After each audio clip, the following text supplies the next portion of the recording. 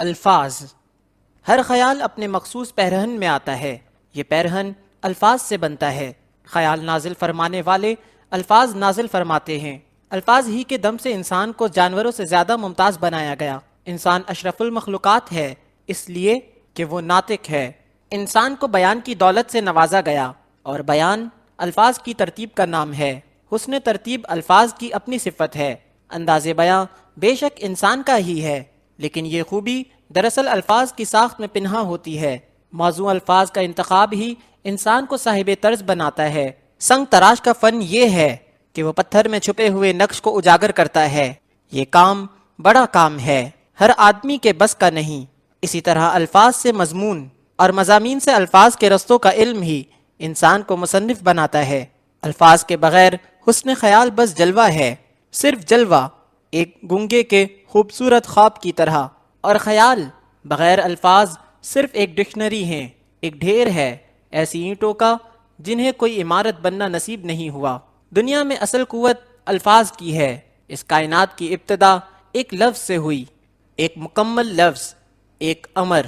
صاحب امر کا کن کے لفظ میں ایک مکمل کائنات، ایک مکمل نظام، ایک مکمل داستان پنہاں تھی۔ یہ ایک ایسا لفظ تھا کہ جس کی اطاعت میں آج تک ہر شے عمل پیرا ہے۔ یہ لفظ کا عجب کرشمہ تھا کہ نہ ہونے سے ہونا ہو گیا۔ عدم سے وجود کا سفر کن سے شروع ہوا، اور وجود سے عدم تک سفر بھی اسی لفظ کی تاثیر کا حصہ ہی ہے۔ الفاظ کی طاقت قدم قدم پر عیاں ہوتی ہے۔ قوموں کو خواب غفلت سے بیدار کرنے کے لیے الفاظ کا تازیانہ ہی کافی ہے۔ قوم و میلی شعرا کا کمال الفاظ کے دم سے ہے۔ الفاظ خون میں حرکت پیدا کر دیتے ہیں، غلامی آزادی میں بدل جاتی ہے، انسان کے عمل کی اصلاح ہو جاتی ہے۔ کسی معاشرے میں استعمال ہونے والے الفاظ کا بغور مطالعہ کرنے سے اس معاشرے کا اخلاقی معیار واضح ہو جاتا ہے۔ ترقی کرنے والے معاشروں میں اور طرح کے الفاظ استعمال ہوتے ہیں۔ الفاظ ہی امید کے چراغ روشن کرتے ہیں، اور الفاظ ہی مایوسی کی تاریکیاں پیدا کرتے ہیں۔ الفاظ کی خاص ترتیب خودی خوانی کا کام کرتی ہے۔ ہمارے ترانے ہمارے کیفیات کو ایک نہج کی طرف مائل کرتے ہیں۔ دشمن کے خلاف سفارہ ہونے کا عمل الفاظ کی بدولت ممکن ہے۔ محبت ایک جذبہ ہے، ایک خواہش ہے کسی کے قریب ہونے کی۔ محبت خاموش بھی ہو سکتی ہے، لیکن الفاظ محبت کو کچھ اور ہی چاشنی اور رنگ عطا کر دیتے ہیں۔ محبت کرنا اپنی جگہ، لیکن محبت کی تاثیر میں ڈوبا ہوا شعر کچھ اور ہی جلوہ ہے۔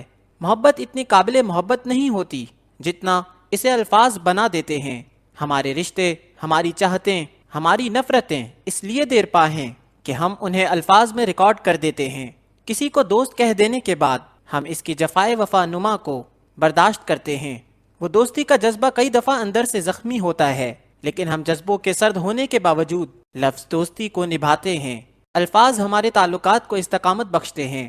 ہم رشتوں کو اس لیے بھی قائم رکھتے ہیں کہ انہیں رشتہ کہہ دیا جا چکا ہے، کہہ دینا ہی قیام ہے۔ کلمہ پڑھنے سے مسلمان ہونے والا زندگی بھر مسلمان رہتا ہے۔ اگر اسلام کا مفہوم سمجھ میں نہ بھی آئے تو بھی مسلمان ہی رہتا ہے۔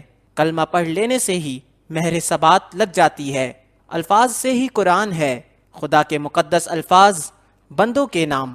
روح القدس کا لایا ہوا پیغام پیغمبروں کے ذریعے سے تمام بنی آدم کے لیے۔ ان الفاظ کی ترتیب اتنی مستقل کہ اس کی حفاظت اللہ نے اپنے ذمہ لگا رکھی ہے۔ زیر، زبر، نقطہ تک نہیں تبدیل کیا جا سکتا۔ قرآن کے الفاظ قرآن کے علاوہ استعمال ہوں تو قرآن نہیں، الفاظ خدا کے ہوں تو قرآن ہے۔ نبی کے الفاظ حدیث ہیں، بزرگان دین کے الفاظ ملفوظات ہیں، داناؤں کے الفاظ اقوال ہیں۔ جتنی مقدس زبان سے ادا ہوں گے اتنے ہی الفاظ مقدس ہوں گے، اتنے ہی مؤثر ہوں گے۔ ہم الفاظ کی دنیا میں رہتے ہیں، الفاظ کے حصار میں رہتے ہیں۔ الفاظ ہمارا کردار ہیں، الفاظ ہمارا ماحول ہیں، اور کبھی کبھی تو الفاظ ہماری عاقبت ہیں۔ الفاظ کانوں کے راستے دل پر اثر کرتے ہیں، اور دل پر اثر کے بعد اعضاء و جوارح پر عمل کا حکم نازل ہوتا ہے، اور یوں انسان کا کردار بنتا رہتا ہے۔ اچھے الفاظ پر کچھ خرچ نہیں ہوتا، لیکن اچھے الفاظ سے بہت کچھ حاصل ہوتا ہے۔ الفاظ ہی انسان کو پسندیدہ یا ناپسندیدہ بناتے رہتے ہیں۔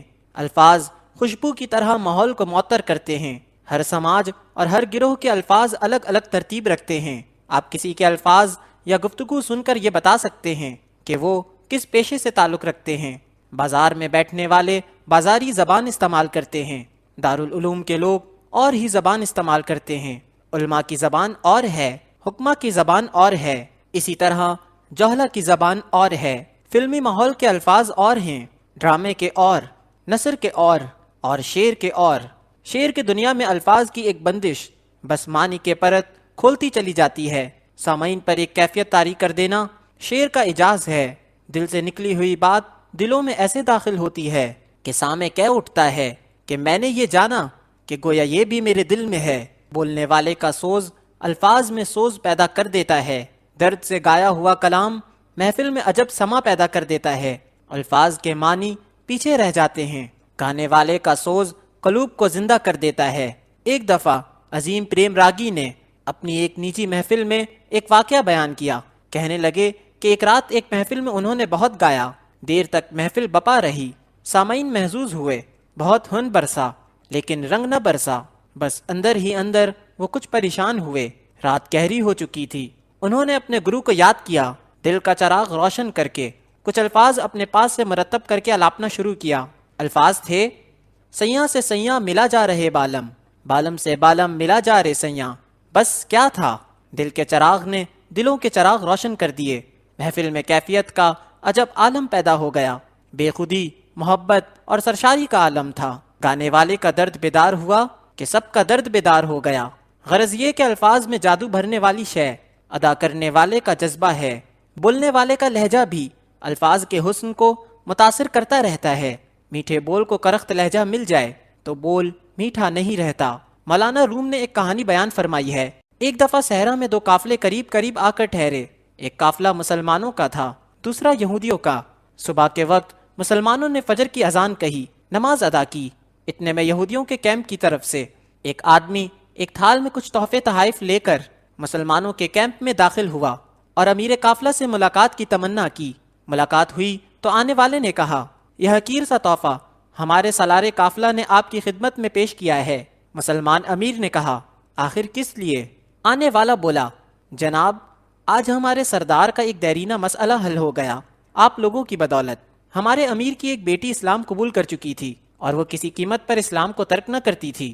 ہمارے قافلہ سالار نے بہت کوشش کی لیکن وہ نہ مانی، لیکن آج صبح آپ کے مؤذن نے اذان کہی، وہ کچھ اتنے کرخت لہجے میں تھی کہ ہمارے سردار کی بیٹی اپنے پرانے دین پر واپس آ گئی۔ نتیجہ یہ ہے کہ مؤذن اور مبلغ کو خوش الہان ہونا چاہیے، اچھی دعوت کو اچھے انداز سے پیش کرنا ہی اچھی بات ہے۔ رسم اذان کو روح بلالی کی کتنی ضرورت ہے، اس کا اندازہ لگانا مشکل نہیں۔ علاقائی الفاظ علاقائی تہذیب و تمدن کا آئینہ ہیں۔ کسی انسان کے ذخیرہ الفاظ سے یہ معلوم کرنا آسان ہے کہ وہ آدمی کون سے علاقے کا رہنے والا ہے اور کون سے پیشے سے تعلق رکھتا ہے۔ تشبیہ اور استعارے کے الفاظ بھی علاقے اور زمانے کی نشاندہی کرتے ہیں۔ صحرائی لوگوں کے الفاظ اور ہیں، کوہستانی لوگوں کے اور، میدانی لوگوں کی زبان مختلف ہوتی ہے۔ بہرحال الفاظ کی حرمت بولنے والے کے انداز اور لہجے کے دم سے ہے۔ مقدس الفاظ کو منزہ زبان میسر نہ ہو تو لفظ اپنی تاثیر کھو بیٹھتا ہے۔ اللہ کا ارشاد ہے کہ اگر اس قرآن کو پہاڑ پر نازل کیا جاتا تو وہ بھی خشیت اللہ سے لرزنے لگ جاتا۔ آج ہم دیکھ رہے ہیں کہ قرآن پڑھا جاتا ہے اور سننے والے ٹس سے مس نہیں ہوتے۔ صادق کلام کے لیے صادق زبان چاہیے۔ ہم نے قوم ہونے کی حیثیت سے الفاظ کے استعمال پر غور کرنا چھوڑ دیا ہے۔ ہم بے جہت و بے سمت الفاظ کے سیلاب میں ڈوبے جا رہے ہیں۔ ہر روز لاکھوں الفاظ اخباروں میں چھپ رہے ہیں، کالم کے کالم چھپ رہے ہیں، لیکن میٹھے بول ختم ہو رہے ہیں۔ از دل خیزت بردل ریزت والے الفاظ نہیں آتے، دلوں کو زخمی کرنے والے الفاظ عام ہیں۔ زخموں کے مرہم کہاں ہیں؟ کرامتیں بننے والے الفاظ کہاں غائب ہو گئے؟ انسان کو انسان کے قریب لانے والے الفاظ گم ہو گئے۔ کیا گنج شکر ایک میٹھی زبان کی تاثیر کو بھی کہا جا سکتا ہے؟ آج نہ جانے کیوں لوگوں کے پاس شکریہ ادا کرنے کے لیے نہ وقت ہے نہ الفاظ، اپنی کوتاہی پر معذرت کرنے کی نہ توفیق ہے نہ جرت۔ آج کسی سیاسی اجتماع میں بولے جانے والے الفاظ کو غور سے دیکھا جائے تو معلوم ہوگا کہ ہم لوگ کہاں سے چلے تھے اور کہاں آ گئے۔ تلخ الفاظ معاشرے کو تباہ کر رہے ہیں۔ میٹھا بول زندہ کرنا چاہیے۔ زندہ رہو اور زندہ رہنے دو کے اصول کو اپنایا جائے تو ہمارا انداز کلام یکسر بدل سا جائے، لوگ اپنی زندگی میں مطمئن ہو جائیں۔ میٹھے بول سننے سے زبان میٹھی ہو جاتی ہے، اور یوں مٹھاس سے مٹھاس پیدا ہوتی رہے گی۔ جب سے انسان کا احترام کم ہوا، الفاظ کا احترام بھی کم ہو گیا۔ الفاظ کے انتخاب میں ذرا بھی احتیاط سے کام نہیں لیا جاتا، اور نتیجہ یہ کہ ہر دل زخمی، ہر انسان آزردہ۔ ہماری زبان تلوار کی کاٹ سے کم نہیں، بعض اوقات صداقت کی زبان بھی اتنی تلخ ہوتی ہے کہ بس خدا کی پناہ۔ اگر کسی انسان کی ایک آنکھ کام نہ کرتی ہو تو یہ ضروری نہیں کہ اس کے منہ پر ہی اسے کانا کہہ دیا جائے۔ ہر چند کی یہ صداقت ہے، لیکن یہ ایک بدتمیزی کا مظاہرہ ہے۔ صداقت کا غیر محتاط اظہار بھی باعث پریشانی ہو سکتا ہے۔ ایک دفعہ ایک بادشاہ نے ایک دست شناس و ستارہ شناس انسان کو بلایا، اس سے اپنا احوال پوچھا۔ منجم نے حساب لگایا، ذائچہ بنایا اور بادشاہ کو اطلاع دی، جہاں پناہ آپ کے سب عزیز آپ کے سامنے مر جائیں گے۔ بادشاہ اتنی بری خبر پر بڑا پریشان ہوا، اسے غصہ آ گیا کہ منجم نے کیا خبر دی ہے۔ اس نے منجم کو گرفتار کرا دیا۔ سلطنت میں منادی کرا دی گئی کہ کوئی اور منجم بادشاہ کے لیے حساب لگائے۔ ایک آدمی حاضر ہوا، اس نے ذائچہ بنایا، حساب لگایا اور کہا، جہاں پناہ آپ کی عمر طویل ہے، آپ اپنے سب عزیزوں سے زیادہ عمر پائیں گے۔ بادشاہ خوش ہو گیا، بولا، مانگ، کیا مانگتا ہے؟ منجم نے کہا، جہاں پناہ بس میرے استاد کو رہا کر دیں۔ سلطان نے وضاحت چاہی تو منجم نے کہا، گرفتار منجم میرا استاد ہے، اس نے بھی وہی کچھ بتایا جو میں نے بتایا، لیکن وہ الفاظ کے انتخاب میں محتاط نہ ہو سکا۔ آپ عزیزوں سے زیادہ عمر پائیں یا آپ کے عزیز آپ سے پہلے مر جائیں، بات ایک ہی ہے، لیکن ادائیگی مختلف ہے۔ اور یہی چیز اہم ہے کہ ہم الفاظ کو کس طرح استعمال کرتے ہیں۔ الفاظ بھی خاندان رکھتے ہیں۔ قصیدے کے الفاظ اور ہوتے ہیں، اور مرثیے کے اور، تنقید کے اور، توصیف کے اور، رزمیہ اور عشقیہ اور غزل کے الفاظ اور ہیں، مثنوی کے اور۔ کیا یہ سمجھنے کی ضرورت نہیں کہ شرافت کے الفاظ کون سے ہیں؟ بدمزاج ہونا اتنا خطرناک نہیں جتنا بدتمیز ہو جانا، کیونکہ بدتمیز انسان الفاظ کے غلط استعمال کا مجرم بھی ہے۔ الفاظ کے صحیح استعمال کی توفیق نعمت ہے، یہ نعمت بھی کم انسانوں کو نصیب ہوتی ہے۔ الفاظ سے ماحول کو خوشگوار بنانے کا کام لیا جائے تو بڑی بات ہے۔ خالی الفاظ نگلنے اور الفاظ اگلنے سے کوئی مسئلہ حل نہیں ہوتا۔ الفاظ سے ماحول روشن کیا جائے، الفاظ سے دلوں کو خوش کیا جائے، الفاظ سے تعمیر ملت کے عظیم کام میں شامل ہونے کے لیے لوگوں کو آمادہ کیا جائے۔ الفاظ حقیقت ہیں، الفاظ امانت ہیں، الفاظ دوست ہیں، الفاظ طاقت ہیں۔ انہیں ضائع نہ کیا جائے، انہیں رائگاں نہ ہونے دیا جائے۔